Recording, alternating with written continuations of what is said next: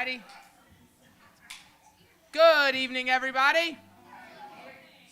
You can please stand with me. We'll turn to number 164 in the red book. Number 164. Are you washed in the blood?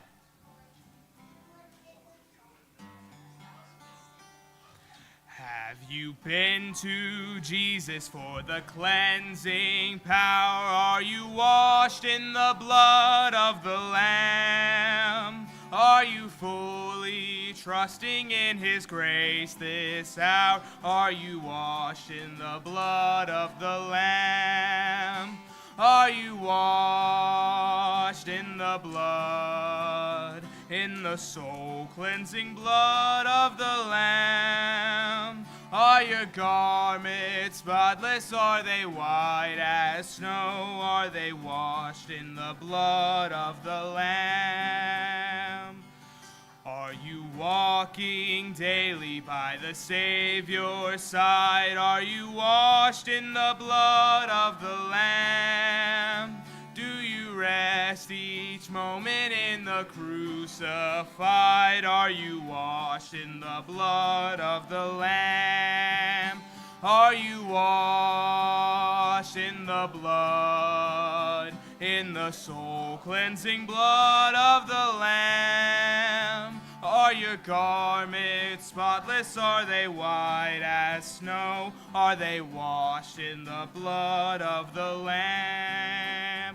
On the last, lay aside the garments that are stained with sin and be washed in the blood of the Lamb.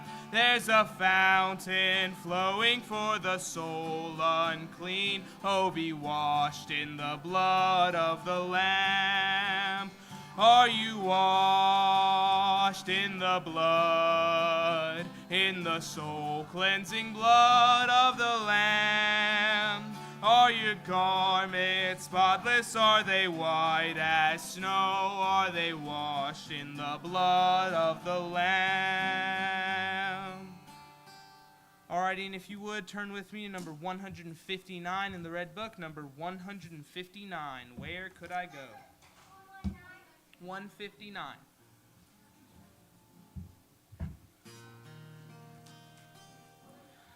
Living below in this old sinful world, hardly a comfort can afford. Striving alone to face temptation sore, where could I go but to the Lord? Where could I go? Where could I go? Seeking a refuge for my soul, needing a friend to help me in the end. Where could I go but to the Lord? Neighbors are kind, I love them every one. We get along in sweet accord. But when my soul needs manna from above, where could I go but to the Lord? Where could I go? Where could I go? Seeking a refuge for my soul, needing a friend to help me in the end. Where could I go but to the Lord? Life here is grand with friends I love so dear. Comfort I get from God's own word. Yet when I face the chilling hand of death, where could I go but to the Lord? Where could I go? Where could I go? Seeking a refuge for my soul, needing a friend to help me in the end. Where could I go but to the Lord? Thank you very much. You may be seated.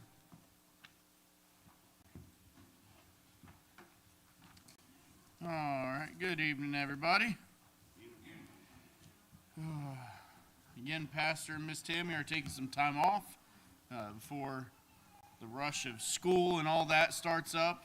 So keep them in your prayers. Also, for any that may not have heard, Brother Ken did go home to be with the Lord. So definitely keep his family in your prayers. I haven't heard. I talked to Pastor today. I haven't heard as far as funeral arrangements yet, but as soon as we get those, we'll definitely pass that on. But just keep the family in prayer.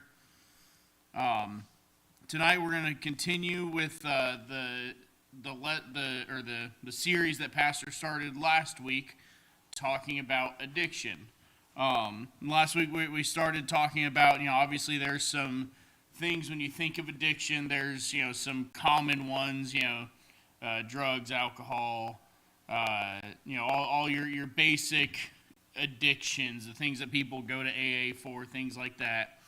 But again, when it comes to an addiction, when you really look at it, anything can be an addiction. They've made a show about it.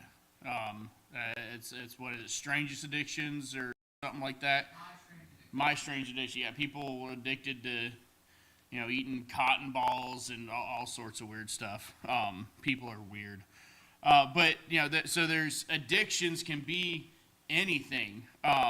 And when you even, not just so being addicted to eating cotton balls, I mean, the Bible doesn't say anything about eating cotton balls, but now that could probably be harmful to you eventually. But that, obviously the Bible doesn't say anything about eating cotton balls, but an addiction doesn't necessarily have to be something that is considered a sin, in black and white in the Bible.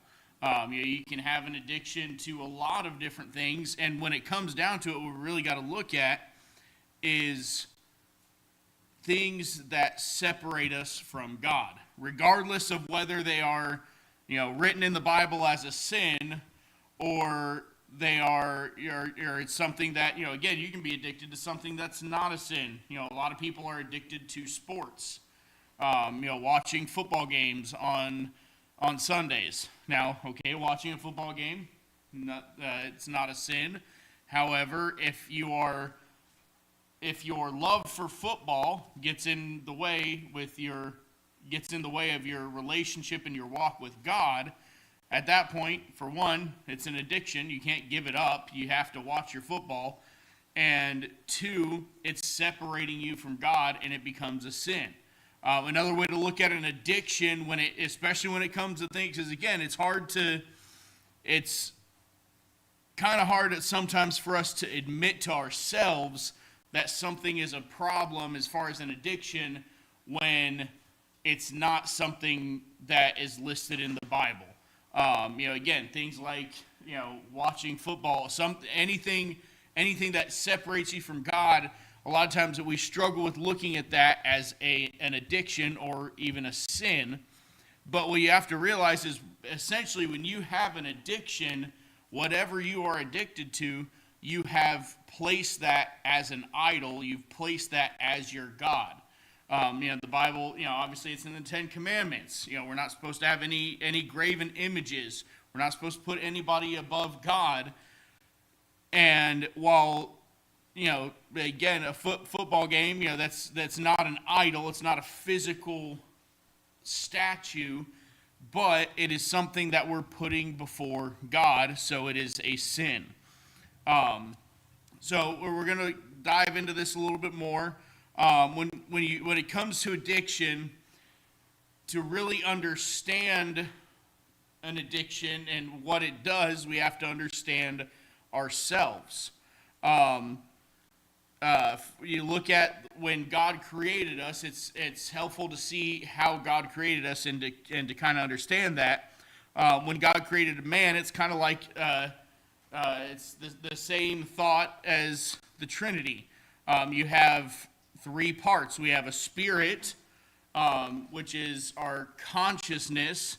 We have our body, our spirit as a Christian, our spirit is God conscious.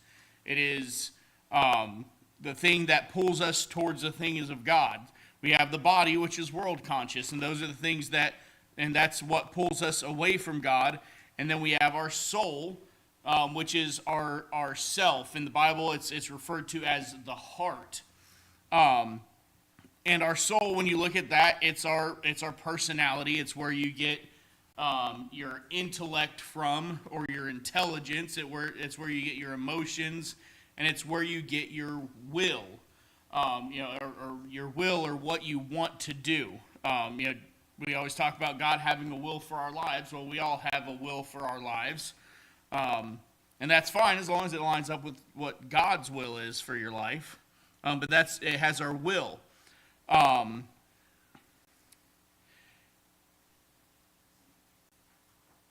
And when you look at it and you talk about our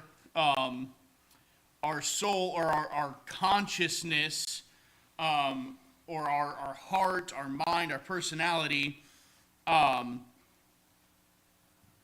you have the intellect, and that, so you have your intellect, what you think about. And what you think about drives and affects your emotions. And then our emotions affect what we want, and then what we want affects our behaviors and our actions. Again, so it's a process. I was going to bring up. I have at home. I was going to bring it up, but I forgot to bring it. I have a certificate from the teen auction. And it's a certificate for one of Miss Lisa's cheesecakes. And, and when I think, thinking of this thought process, what I think about is I think about Miss Lisa's cheesecake. I love her cheesecake. And it affects the way my brain works, and now I want her cheesecake, and it is my will to have her cheesecake. And eventually I will turn my ticket in, and in 2 weeks I will have that cheesecake, and it is amazing. And that's how our brain works. Again, you hear preachers talk about, as far as what we put into our mind is what comes out. Or you've heard the example of putting clean water in a dirty cup. Now you have dirty water. And what we put into our minds will affect what we want. And again, when thinking of addiction, that's, the more we're in the world and around the things of the world, the more we're going to be influenced by those things, whether that's how we speak, how we act, the things that we want. If you're, again, thinking of the thought of addictions, if you struggle with an addiction and you are, if you struggle with an addiction, most of the time you have friends that have the same addiction. It's a common thing. Misery loves company. And by spending time with those people, it starts to mold how you think. And when you're struggling with an addiction, and you're trying to get out of that, you sometimes have to separate yourself from those people. Because again, when you're around those people, if you're around somebody that has that addiction, that's a part of their life. And that's going to be brought up in conversation. It's going to be an influence. And we have to make sure that we keep those influences out of our thoughts. So it's we think about it, then it affects our emotions and we want it, then we have a will to get it, and then we act on it. When the behaviors that we wind up acting on are sinful pleasures, they start to affect us physically. When you think of any kind of addiction, especially when you're talking about chemical addictions, but in other areas too, the way they work is they make you feel good. If you're drinking alcohol, or, alcohol, drugs, nicotine, whatever it is, you use that chemical, or even caffeine. The Lord's been talking to me about caffeine. I drink too much of it. But, whatever that chemical is, you take it in and it changes how you feel. You feel better, and it's a physical effect. The brain's stimulated from it, and because of that physical effect, you want to repeat the process. And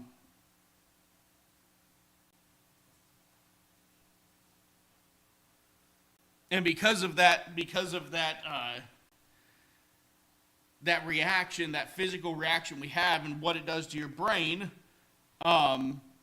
it becomes an addiction. Again, it goes back to, as far, what you think about when you have that addiction, whatever you're addicted to, there's that physical change, and then your brain wants it again, and it keeps going back to it, and it becomes more of what you think about.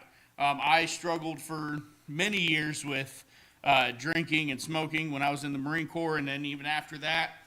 And when I was struggling with addiction with alcohol, it was, okay, I drink, and then I have to stop drinking so I can go to sleep. Then I'd wake up, and all I could think about until I got off work was, I need another drink.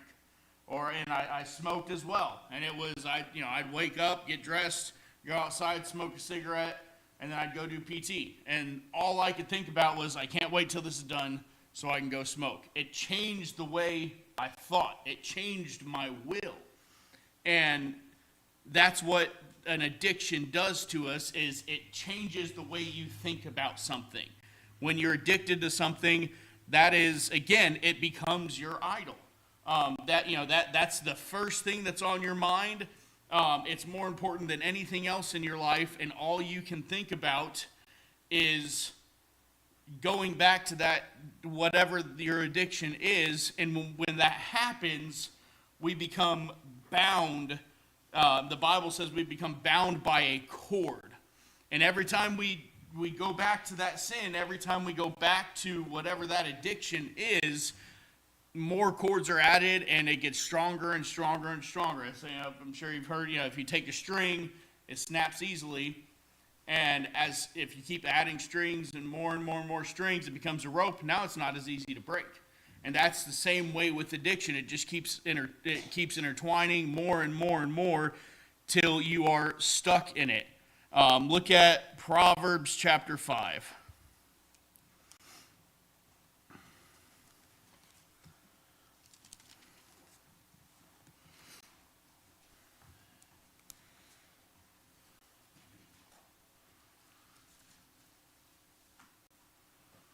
Proverbs chapter 5, verses 22 and 23.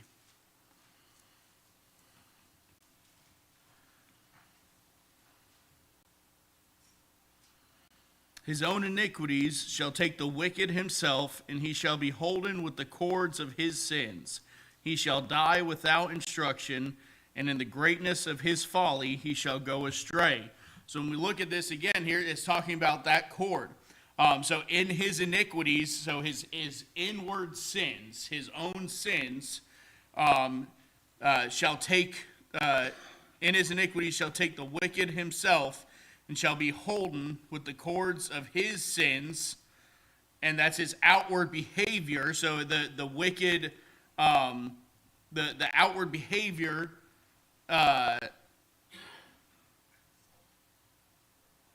he has an inward sin, which turns into an outward behavior.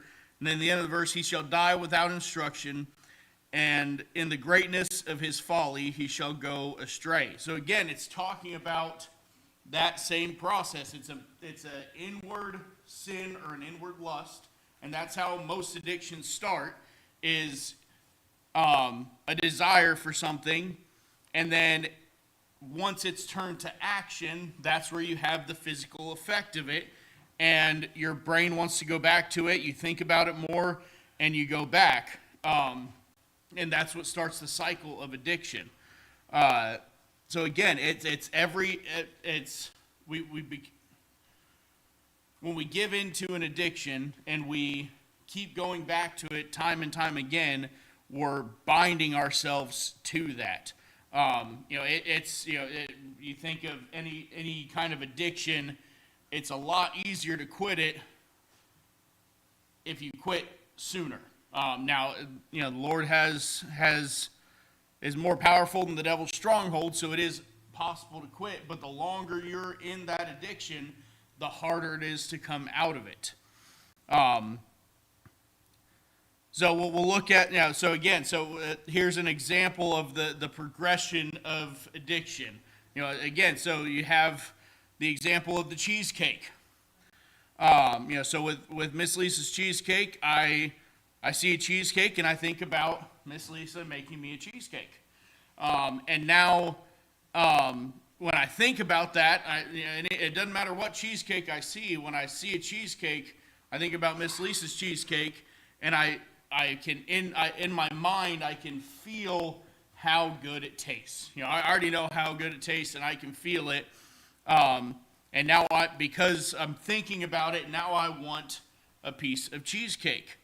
And so, this is just a thought right now until I choose to act. I give Miss Lisa my ticket, and she makes me a cheesecake. Now I've acted on it. It's an outward action now.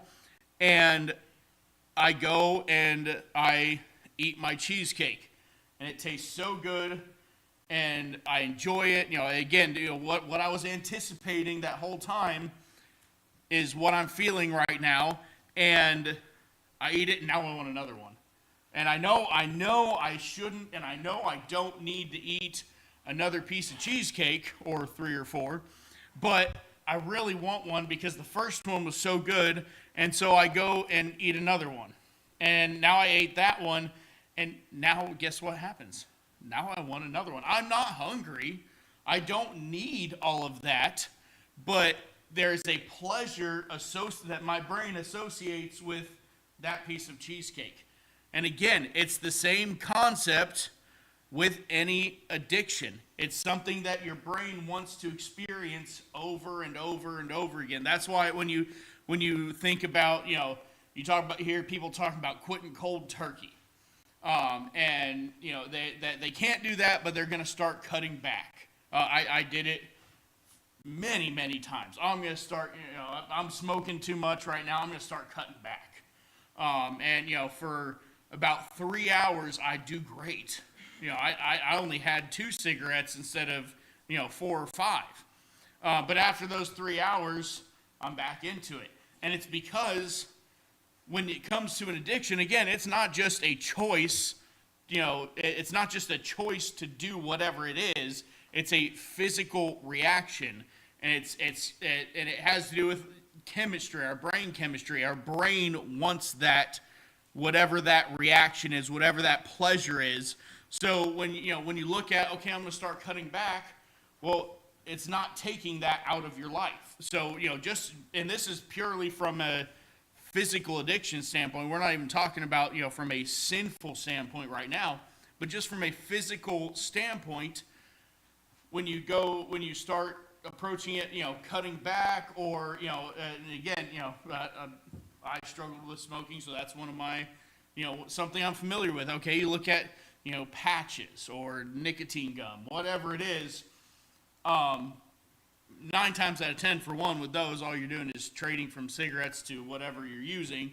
But also, again, it's your body's still getting that, that same reaction, that same pleasure.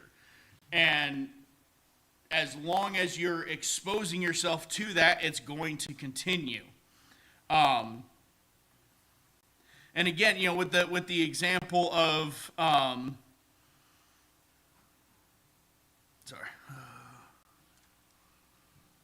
with the example of the cheesecake, again, I praise the Lord. The Bible doesn't say eating a piece of cheesecake is sin, but it talks about gluttony. And, it talks about the fact that, I shouldn't eat that much, so that's a sin. But even if, again, you take something that the Bible does not list out as a sin, and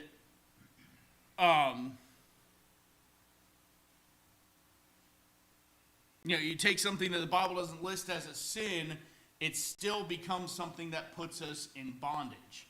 We're still bound to whatever that activity is. You could be addicted to skateboarding, or you think of adrenaline junkies.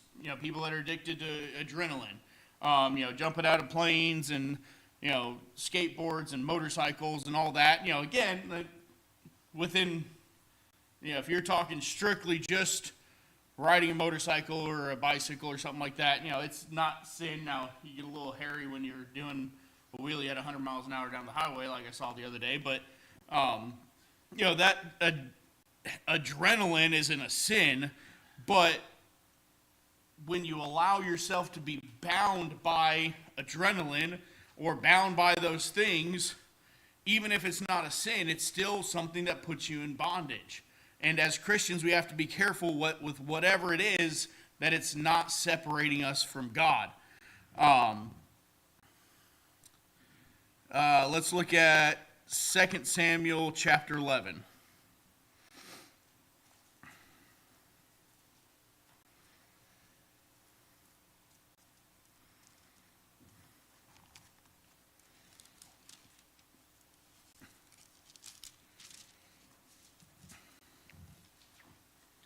Second Samuel chapter 11, starting in verse 1.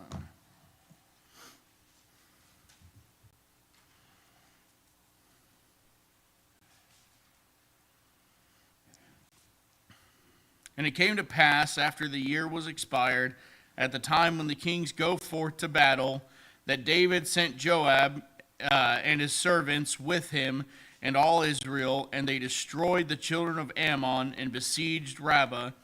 But David tarried still at Jerusalem. And it came to pass in an eventide that David arose from off his bed and walked up on the roof of the king's house. And from the roof he saw a woman washing herself, and the woman was very beautiful to look upon. And David sent and inquired after the woman, and one said, "Is not this Bathsheba, the daughter of Eliam, the wife of Uriah the Hittite?" And David sent messenger and took her, and she came in unto him, and he lay with her, and for she was purified from her uncleanness. And she returned unto her house, and the woman conceived and sent and told David and said, "I am with child."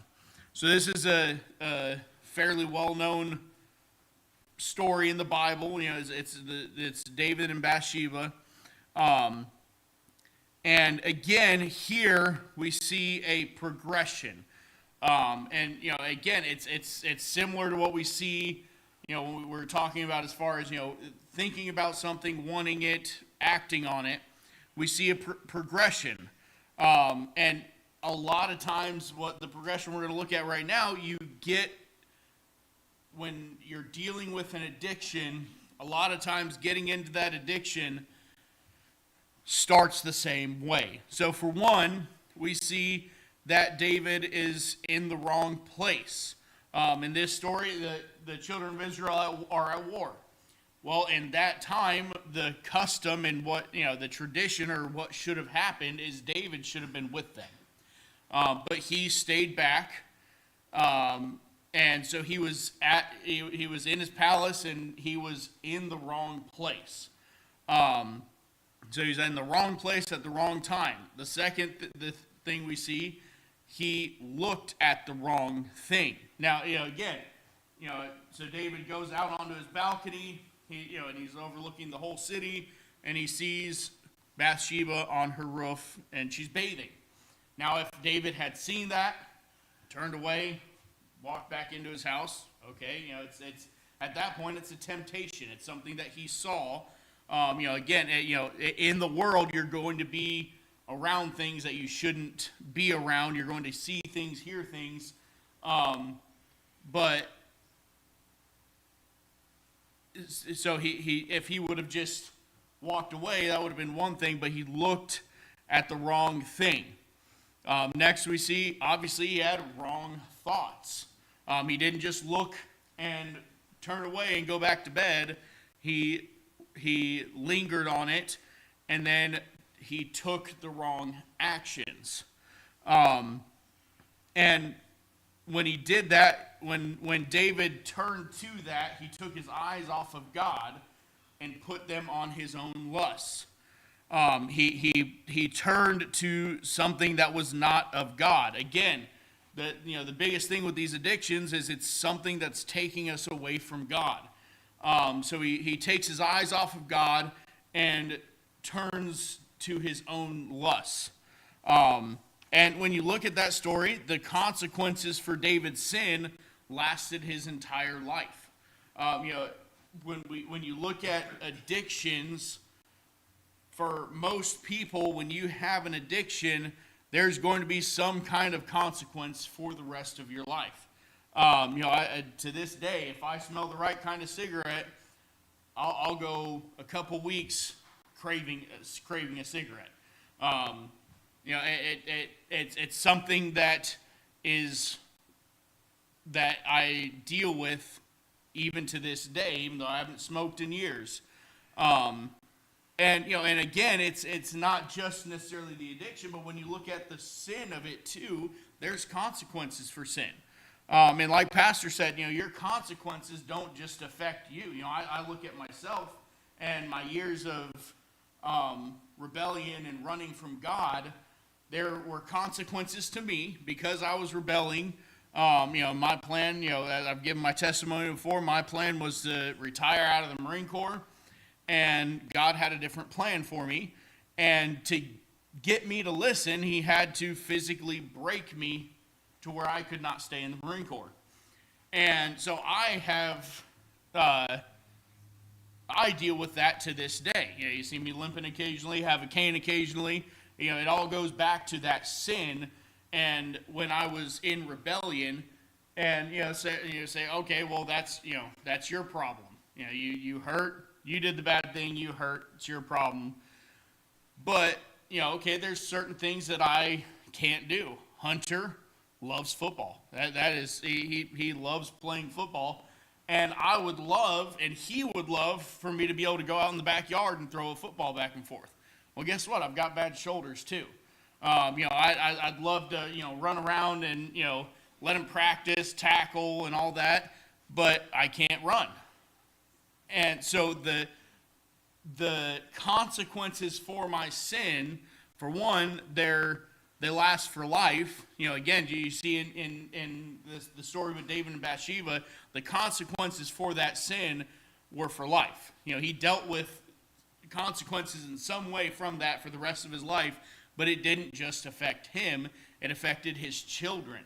It affects, so the sin affects you, but it also affects those around you. So when we look at addictions,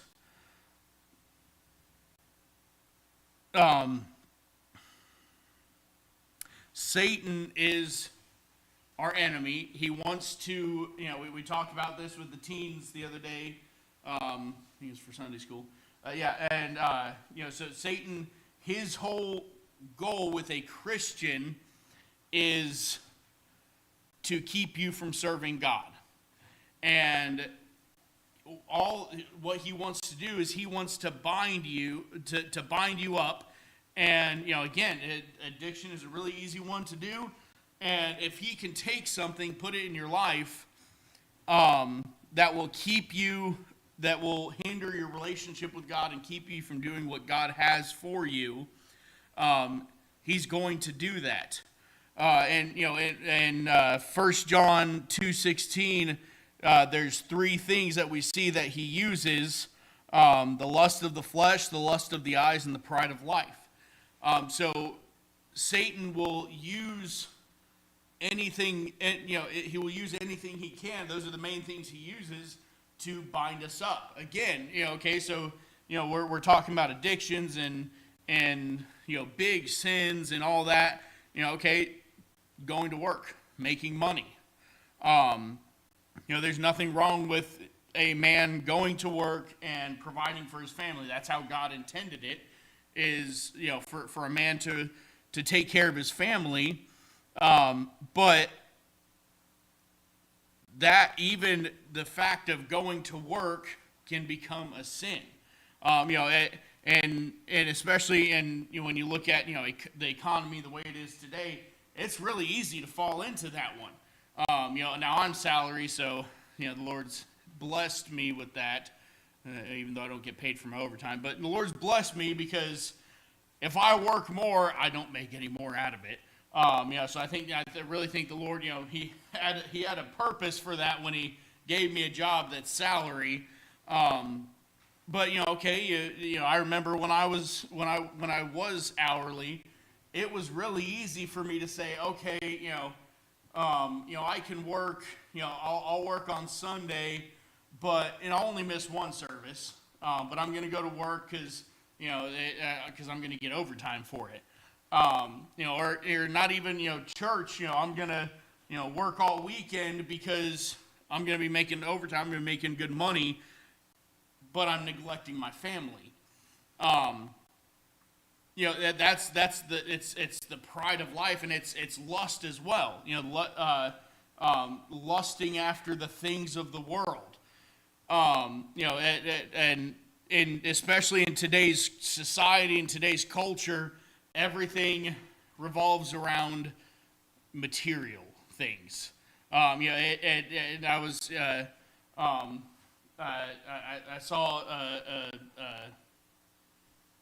a video the other day, and it was an older guy just talking about how things have changed. And you look back, even a generation ago for me, and you get back into the 70s, 80s, and things were different a lot of times. Now there was always there's obviously still sin in the world. There's always lust, and there's always a desire for material goods, but the way people lived in general was very different. Yes, people had nicer things, but they'd have a family car and then a work car, and they were both nice, sometimes nicer cars, but they're modest and just cars. Nowadays, you have a family car, and then you have the husband drives his car to work, and then you have a truck to pull the boat and the side-by-side, and then you have the sports car for the weekends, and you have all of these things, and again, the devil, he knows what he's doing. He uses all of these things and binds us to them. It's not just the fact of, I worked some overtime and now I can afford to buy this. Well, most of the time it's on a payment, so now you're bound to that payment. You're bound to the repairs. I've never looked into, I don't have one, but I've talked to people. If you've ever looked into repairing a side-by-side, they are expensive. Or a boat, or anything like that. The devil will take those things that lust for material goods, and he will bind us to it. You look at there's a lot of people in our world today that would love to serve God, and God may have put on their heart, maybe it's the ministry or missions or whatever it is. But they're so far in debt that it'd take them 20 years to get out of debt so they could go be a missionary. And all of that is the devil. He's taken something that, again, that's side by side, that's not sin. It's something that's fun, but he's taken that thing and turned it into an idol, and it binds us to it. And it gets in the way of what God has for us. So the devil's going to tempt us. He's going to use anything he can to separate us from God. But we have to remember that the God we serve is greater than Satan, or greater than the power of sin. 1 John 4:4 says, "Ye are of God, little children, and have overcome them, because greater is he that is in you than he that is in the world." So when it comes, and it's because of our sin nature and our flesh, for the most part, it's nearly impossible for us in our own power to overcome these addictions. And again, regardless of what it is, it's nearly impossible for us as people in our own power to overcome them. But we have a God that can help us with that, and we have to lean on God to help us with those addictions. Again, you just talking about the concept of money and work. That's something that it took quite a few years for God to really get a hold of me in that area. I was raised, pastor, when he raised me to be a hard worker and to be independent, not to rely on people.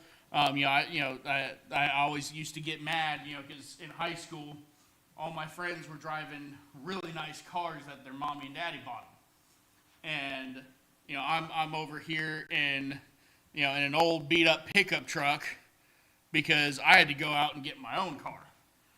But pastor was raising me to be a man. He was raising me to take care of myself with the thought of eventually taking care of a family.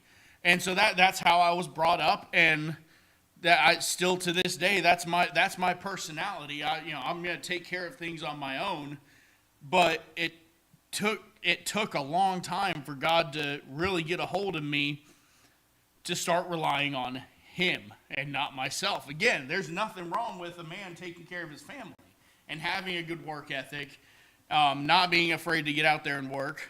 But when you put that above God and you allow that to interfere with your relationship with God and interfere with what God has for your life, it becomes a sin. And it's something that I myself, I could not fix it. Because again, it's down to my personality. It's who I am, and it was something that I could not fix.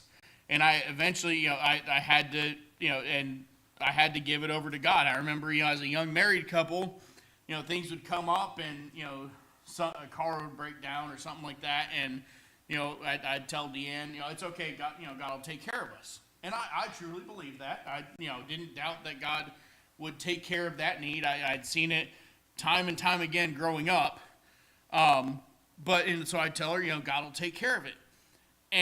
But in the back of my mind, I was sitting there thinking, okay, if I move, these dots over here and do this, and maybe I'll sell this over here, I'll take care of it. I'll get, and I always found a way to fix things and to handle things.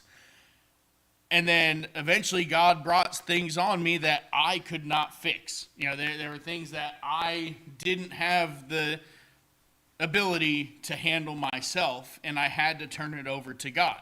And praise the Lord, he took care of it. And, ever since I handed that part of my life over to God and started relying on God to help me with that, he's taken care of us ever since. Like Pastor said the other day, Brother Jones said the other day, God's math doesn't always make sense, but he still takes care of it.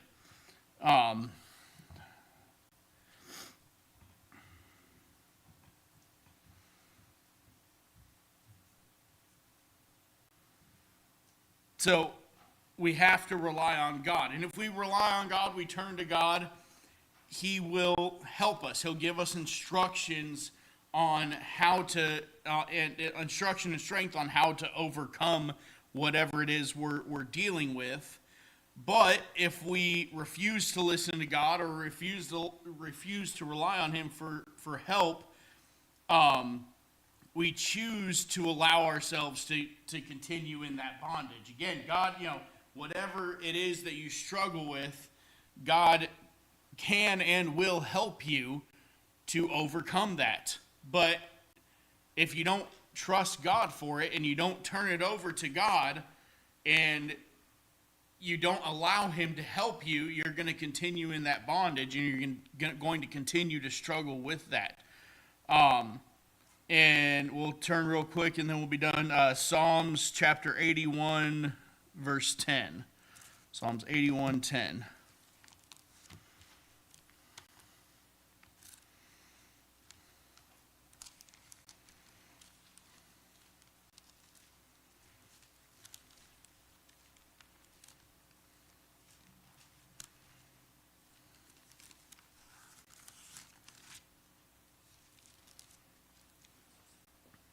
Psalms chapter 81, starting in verse 10. I am the Lord thy God, which brought thee out of the land of Egypt. Open thy mouth wide, and I will fill it. But my people would not hearken to my voice, and Israel would none of me. So I gave them up unto their own hearts lust, and they walked in their own counsels. So again, this is God talking to the children of Israel, and he says, "Open thy mouth wide, and I will fill it." And so, again, he's telling the children of Israel he's going to take care of them, and he had done it. He had done it in the past. He would, he did it, all throughout the wilderness. But when you look at the children of Israel, they, again, it's always a cycle. God does something for them, they're happy. Then they complain about something, they fall into sin, and they get taken captive. Then God miraculously saves them. They're happy, they complain, and it's just an ongoing cycle when you look at the children of Israel. But he's telling them, I'll take care of you. But then he says, but my people would not hearken to my voice, and Israel would none of me. So he says, I'll take care of you. And again, when we're looking at this topic of addiction, God's saying, I'll help you with it. He's saying, I will help you overcome whatever it is. You just have to let me help you. But just like the children of Israel, a lot of times we don't listen to God. We decide, either, well, I'm going to do it under my own power. I don't need to turn it over to God. I'm going to do it myself. Or we just straight up don't listen. And, I'm going to continue in this bondage and in this sin, or dealing with, continue doing whatever it is that I'm struggling with. And in verse 12, you see, so I gave them up unto their own heart's lust, and they walked in their own counsels. So God's willing to help us, but when we reject his help and we don't turn to God and we don't allow him to help us, eventually he's going to let you deal with it yourself and deal with the consequences of that. God, again, when you look at when God created us, he gave us a free will. God's not going to force us to do anything. Now he will strongly nudge us in the right direction. Again, like for me, when I got out of the Marine Corps, that was all God. God, nudged me out of the Marine Corps. I didn't have to listen and go preach, but it wasn't going to be an easy road if I didn't. God's not going to force us to do something, but when we don't allow him to help us, he's basically, it's like, when you have a kid, and you tell them, hey, don't touch that pot, it's hot. And then they come back and they try to touch you and say, hey, don't touch that, it's hot. And eventually it's one of those, well, they'll only do it once. Miss Deanne yells at me all the time for that. I coach football, and we'll tell them, I coach a 7-year-old team, and so they're 7-year-old boys.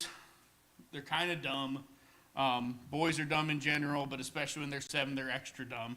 And so I'll tell them, okay, here you get into your 3-point stance, and you have to lean out, put pressure on your hand, watch the ball. When the ball moves, jump up, hit the guy in front of you.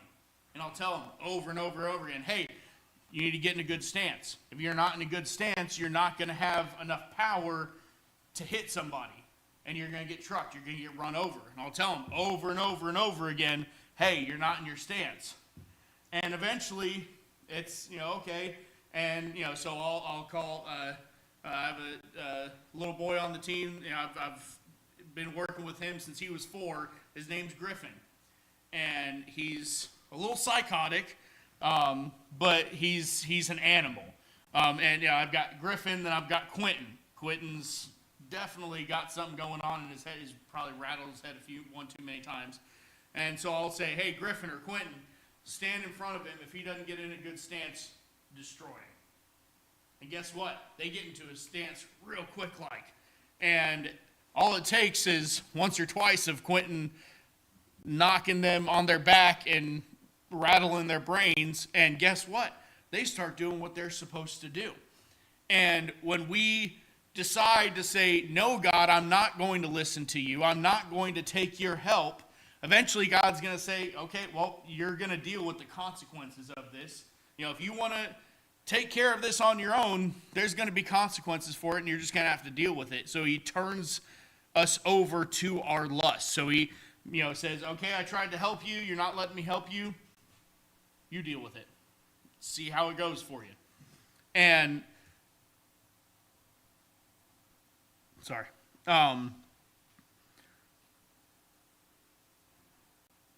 So God, so again, so he gives us what we want and lets us follow our thoughts and allows us to continue in that. And again, there's consequences for that. So again, when we look at this, and we'll wrap up here, when we look at this, whether it's a thou shalt or thou shalt not sin, or it's something that, again, the Bible maybe doesn't say it's a sin, or maybe it's just something that's simply not a sin. It's, something that isn't inherently wrong. When we allow ourselves to be bound to those things, and we allow them to interfere with our relationship with God and what God has for our lives, there's consequences for that. And what we need to do is turn to God for those, to help us with those. Now, again, it may be something as simple as, God has clearly told you he has something for your life, and something that is not wrong, it's not even addictive, but there's something in your life that is interfering with that and holding you back from what God has for your life. It may not necessarily be a hard thing to give up, but it's still something we need to turn over to God. So next week we will continue this series. Series. Always listening. Yes, so next week we will continue this. Please, again, keep Pastor and Miss Tammy in your prayers. They will be back for next Wednesday. And for those online, we will see you on Sunday.